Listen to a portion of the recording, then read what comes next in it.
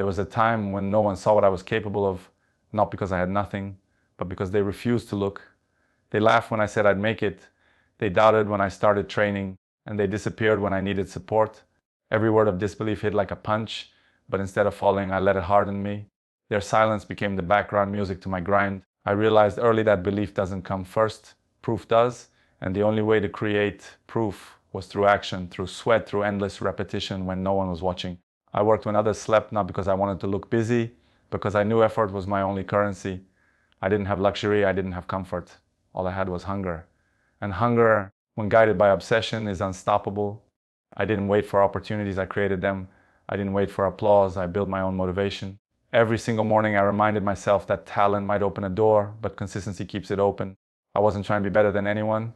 I was trying to be unrecognizable from who I was yesterday. They thought I was crazy for believing in myself when I had nothing. They said I was wasting time. But here's the truth: the people who doubt you are not your enemies. They're your motivation. Their disbelief became my energy. I trained harder when they mocked me. I focused deeper when they ignored me. Every you can fueled my I will. I learned to turn pain into performance and loneliness into focus. The journey was brutal, but the isolation built a monster that didn't need validation to keep moving. While they were talking, I was transforming. They didn't see the early mornings, the sore muscles, the mental breakdowns followed by silent recoveries. They didn't see the discipline that replaced comfort, the sacrifices that built strength. They didn't see the version of me that refused to quit even when everything was against me. I stopped trying to explain my vision to people who couldn't even see their own potential, because I understood something: belief is not contagious, it's personal. You have to believe in yourself so deeply that doubt becomes noise. And when success finally came, they called it luck. They said I was born for it, that I had something special. They didn't realize that the only special thing I had was a refusal to give up. I did it alone. I did it broke. I did it tired. I did it when no one believed. Because real strength isn't built in front of a crowd. It's built in the shadows, in silence, when no one's clapping, when no one cares. And if you keep working through those moments, one day the same people who doubted you will call you an inspiration. Pain. That was my first coach. It taught me lessons no mentor, no book, no easy victory could ever teach.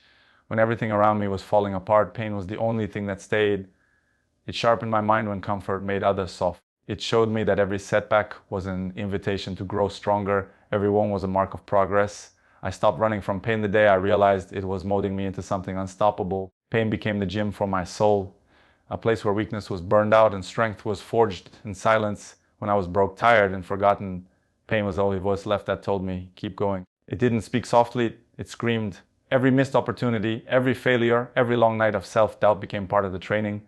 Pain doesn't reward laziness, it exposes it. It demands everything from you: your focus, your patience, your discipline. The more I tried to escape it, the weaker I became. The moment I faced it head on, something inside me shifted. I stopped complaining and I started adapting. I stopped feeling sorry for myself and I started preparing for the next round. People fear pain because they think it breaks them, but it doesn't. It reveals who you really are. When everything feels impossible, when the odds are stacked against you, pain strips away the excuses and forces you to face your truth. It shows you whether you're serious or just pretending. And I learned that if you can stay calm inside the storm, if you can suffer with purpose, no one can control you. Pain taught me endurance. It taught me patience, and it taught me the difference between giving effort and giving everything. The truth is, greatness isn't born from comfort. It's born from chaos.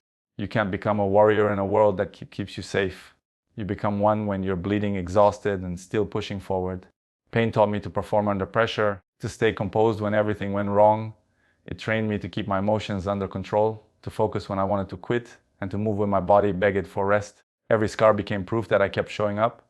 Pain made me disciplined, not because I wanted to be, but because I had no choice if I wanted to survive. Now, when I look back, I don't hate the pain. I respect it, because it was never my enemy, it was my preparation. Without it, I'd still be fragile. Without it, I'd still be waiting for easy days that never come. Pain gave me armor. It taught me that pressure doesn't destroy diamonds, it creates them. Every bruise, every heartbreak, every sleepless night was part of my evolution. And now, when pain knocks, I don't run. I open the door and say, let's train again, because I know the more pain I can handle, the greater my future will be. Motivation comes and goes like the weather. Some days it shines, most days it fades. Discipline, though, that's the storm that never leaves. It's not about feeling ready. It's about doing what needs to be done, even when every part of you wants to stop. I learned that the people who wait for motivation stay waiting forever. But the disciplined, They move regardless of how they feel. I built my life on that principle. I didn't train because I was inspired. I trained because it was a non-negotiable part of who I am. Discipline doesn't ask for permission from your emotions. It commands them. There were mornings when I woke up with no energy, when my body hurt, when my mind screamed enough. But discipline didn't care. It whispered, get up anyway. That's the difference between average and elite. One listens to their feelings, the other listens to their purpose. Discipline became my compass when motivation disappeared. It was the force that dragged me out of bed, the reason I kept pushing, the reason I didn't quit when no one was watching. Motivation might get you started, but only discipline keeps you moving when the fire dies out. Most people wait for the perfect mood, the perfect timing, the perfect inspiration to act. But perfection is a lie. I realized that the world doesn't reward those who wait. It rewards those who show up. Discipline taught me consistency. It taught me that small, repeated effort beats random bursts of energy. It's not about doing everything in one day. It's about doing something every day, no matter how small. Discipline doesn't need applause. It doesn't need an audience. It only needs a mission. And I had one to become the best version of myself, no matter how much it hurt. Motivation fades in the face of failure, but discipline thrives there. When results didn't come, when success seemed far away, motivation told me to rest, but discipline told me to keep building. Discipline doesn't seek excitement. It seeks mastery. It's not glamorous. It's not loud. It's repetition. It's sacrifice. It's silence. I remember nights when the world slept and I was still working, not because I wanted to, but because I had promised myself that quitting was not an option. Discipline made me reliable. It made me unstoppable. It made me dangerous to anyone who underestimated me. Now I understand that motivation is temporary. It burns bright and dies fast, but discipline, that's eternal. It's the foundation of success, a backbone of greatness. The difference between wishing and winning. You can be tired, you can be hurt, you can be broken, but if you're disciplined, you'll still move forward. That's how champions are made, not through bursts of motivation, but through daily habits that demand excellence, no matter how you feel. Discipline made me who I am, and it will keep me climbing long after motivation has left the room. Words are cheap. People can talk doubt, criticize, and laugh, but results don't lie. I learned early that no matter how much you explain yourself, no one truly cares until you prove it. Success doesn't negotiate, it only delivers. While others debated my potential, I focused on producing. Every drop of sweat, every sacrifice, every sleepless night became my answer to the critics. Results became my language, my signature, my proof that I wasn't just dreaming, I was executing. The louder the doubt, the harder I worked, because I knew that when results finally came, they would speak louder than any voice of disbelief. The world loves excuses, but it rewards performance. People want to see numbers, trophies, wins, not intentions. I stopped trying to explain why I was working hard and started showing it. Every training session, every challenge, every setback became an opportunity to accumulate results. Results don't need a cheering crowd, they don't need recognition, and they certainly don't care about excuses, they only care about effort, consistency, and relentless focus. I realized that the scoreboard, the achievements, the milestones, they are the only applause that matters. It's not about proving them wrong, it's about proving yourself right. Every doubter, every skeptic, every person who ignored my journey became fuel. I used their disbelief to sharpen my skills, to push harder, to move faster. The more noise there was, the more results I chased. And when results arrived, the same voices that doubted became silent. Their laughter was replaced by acknowledgement, their criticism replaced by respect. I discovered that action has a power that words never will.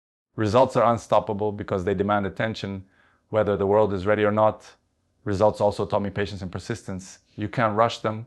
You can't force them overnight. Every small win built momentum. Every failure taught strategy. Every setback refined technique. I learned to focus on process over praise, on execution over opinion. While others wasted energy arguing or seeking validation, I concentrated on delivering. Step by step, day by day, effort by effort, results began to compound. And slowly the noise faded. Doubts became whispers. Criticism became irrelevant. Results didn't just prove me capable. They made everything else disappear. Now I know that success is a language understood universally. No one can argue with achievement. No one can deny the impact of action. You can be ignored, doubted, or laughed at. But when you produce results, the world has no choice but to listen. That's why I keep my focus on performance, not approval. That's why I keep grinding, keep striving, keep moving, because every victory silences the noise a little more. And in the end, it's not the critics, the naysayers, or the doubters who define you. It's the results you create alone, tirelessly, relentlessly against all odds. Success is never a crowd event. The truth is harsh, no one will fight your battles for you.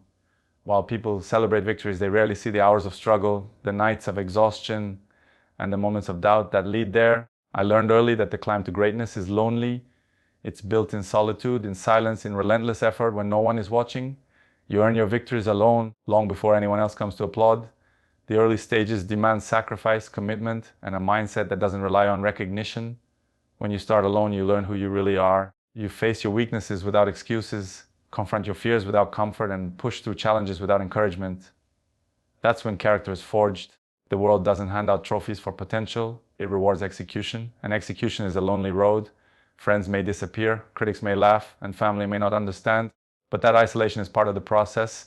It separates the dreamers from the doers, the wishful thinkers from the warriors who refuse to quit. The lonely grind teaches patience, it teaches resilience, it teaches you to depend on yourself first, because external validation is fleeting. Every early morning, every extra hour, every sacrifice made in silence compounds into results that no one can ignore. You become self-sufficient, you become unstoppable, and by the time the world notices, you've already built an empire in private. That's the secret. Real success isn't just about the final celebration, it's about the unseen work that made it inevitable. When you finally reach the stage where others can celebrate with you, you realize something powerful. They only join after the battle is won. Support, applause, and recognition are not incentives for greatness. They are rewards for persistence. And that's why the most accomplished don't chase validation, they chase excellence. They understand that victory earned alone carries more weight, more pride, and more respect than anything given or shared before the work is done. Celebrating with others is sweet, but the true triumph belongs to those quiet moments when you refuse to quit. Success is a solitary journey first and a shared triumph second. Those who appear beside you in victory weren't necessarily there in struggle. The lonely hours, the exhaustion, the setbacks, the broken nights, they are yours alone, and they define your worth. Once you've carried yourself through that, the celebration is richer because you know the depth of what you overcame. So embrace the solitude, respect the grind, and fight for your vision relentlessly. The world will notice eventually, but until then, remember, true greatness is earned alone, broken and tired, before it is ever celebrated together.